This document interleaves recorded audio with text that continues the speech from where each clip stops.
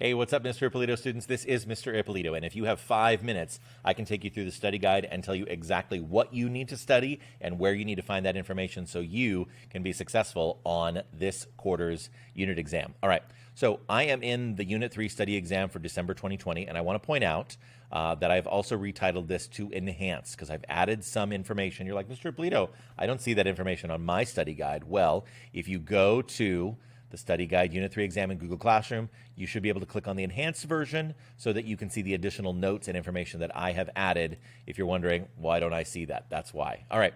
So also, I should let you know, I'll post this in Google Classroom, but I'm letting you know right now, for the Constitution Interactive Notebook, you only need to do pages 1 to 14. Be very clear that all the rest, 15 through 22, I'm going to make do at the beginning of quarter 3 after winter break. All right, let's go ahead and jump right into the first question. What were the highlights from the Constitutional Convention? Know the story of what happened in Philadelphia in that summer of 1787. What did the founders do about slavery? That's the 3/5 compromise. And what other compromises were made? So essentially, the Connecticut Compromise, the Great Compromise. So you may be wondering, Mr. Ippolito, oh my goodness, that feels like it was so long ago. Where is that Charlie Brown Constitutional Convention assignment? Well, if you go into Unit 3 here, and if you scroll down, actually, let me go here.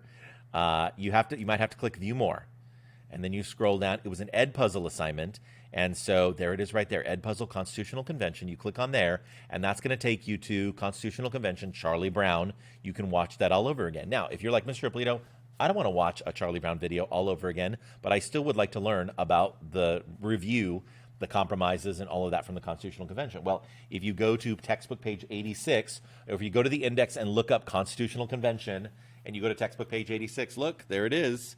The Constitutional Convention is right there on page 86, and that's through 95. So you can either use the textbook or the Charlie Brown YouTube video. That's totally up to you, but that's how you're going to review question number 1. Moving on to question number 2.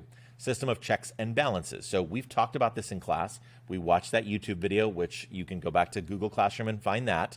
I've given you a graphic right here that shows the give and take between each of the 3 branches of government.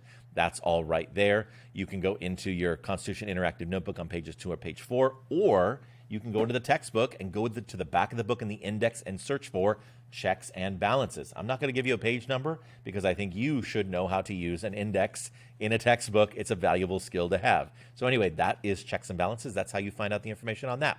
Number 3, Federalist Papers. So if you were live and synchronous with us yesterday on Wednesday the 9th, we did a great lesson on why Alexander Hamilton was so passionate about writing the Federalist Papers. We learned that he wrote 51 of these 85 essays that were known as the Federalist Papers. But if you just want like the quick and dirty version, like Mr. Ippolito, just teach me what I need to know, then just watch my YouTube video, and I will tell you why Federalist 10, 51, 54, and 78, why those are all important and why they matter and why they connect to our system of government. So you can watch my YouTube video.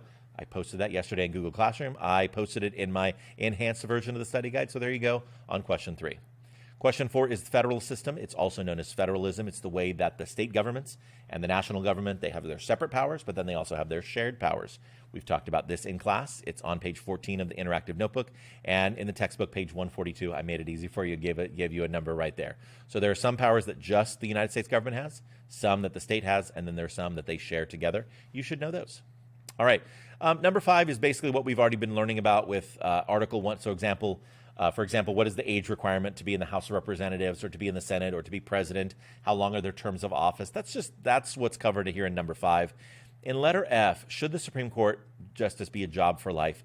That is Federalist 78. And if you click on my YouTube video right there, then you will go right here and you can actually click on the chapters, and you can just click right on Federalist 78, and Mr. Ippolito for 6 minutes or 5.5 minutes will talk all about Federalist 78 and what Alexander Hamilton thought about that and why the Supreme Court justice should be a job for life.